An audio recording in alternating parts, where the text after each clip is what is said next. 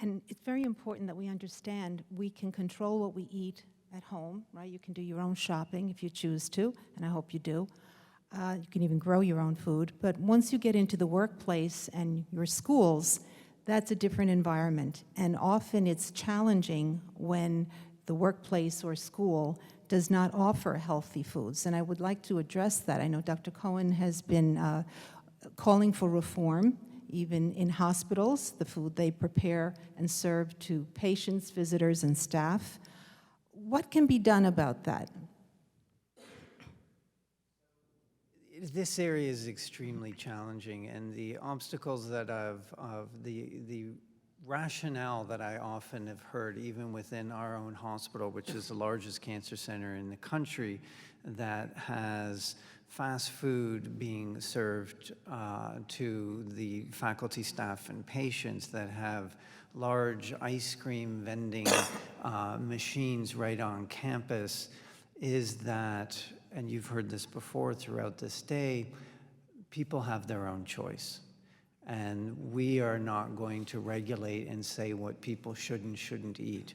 But I personally think that when it comes to hospitals, we should not be serving individuals foods that we know are actually harmful. High sugar foods, processed meats, bacon should not be available within the halls of a cancer center when the WHO classifies it and other processed meats as a carcinogen. So this is a challenge that this country and others struggle with, this concept of freedom and free choice versus issues around regulation. And there is no simple answer, but I think that certain organizations shouldn't give people a choice.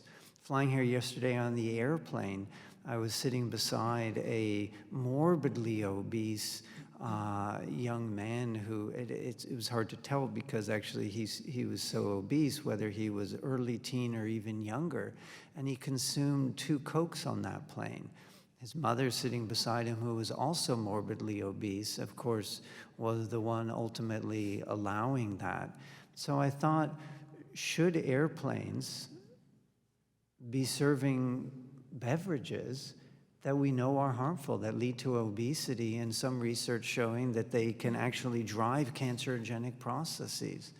And there is no simple answer to this, but when you are a captive audience, in particular children in schools, it is our responsibility to not give them the choice of a bad choice, that they should only have healthful, good choices. So it's not good enough to have the salad bar that isn't consumed in the high school cafeteria and say the kid has the choice between the salad bar or French fries and a hamburger.